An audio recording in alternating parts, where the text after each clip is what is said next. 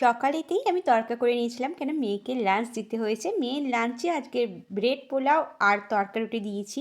তো দুপুরে ভাবলাম কি করব, একটুখানি গোবি ছিল আর আজকে খুব অল্প করেই করতে হবে, কেননা আজকে বিকেলে আমার বন্ধুর মেয়ের জন্মদিন আছে, তো ওখানে যাওয়ার কথা। তো ভাবলাম অল্প করে কি করা যায়, দুটো আলু দিয়ে আমি ফুলকপির মাখা মাখা তরকারি করেছি। তো ফার্স্টে যখন কপিটা দিয়েছি কড়াতে, শুকনো কড়াতে আমি কপি দিয়ে দিই, কেননা জল থাকলে কপির মধ্যে, তেলের মধ্যে যদি কপিটা দিই তো কপির থেকে পুরো জল আর তেল পুরো রান্নাঘরে ছড়ে যায়, যেটা আমার একদমই ভালো লাগে না।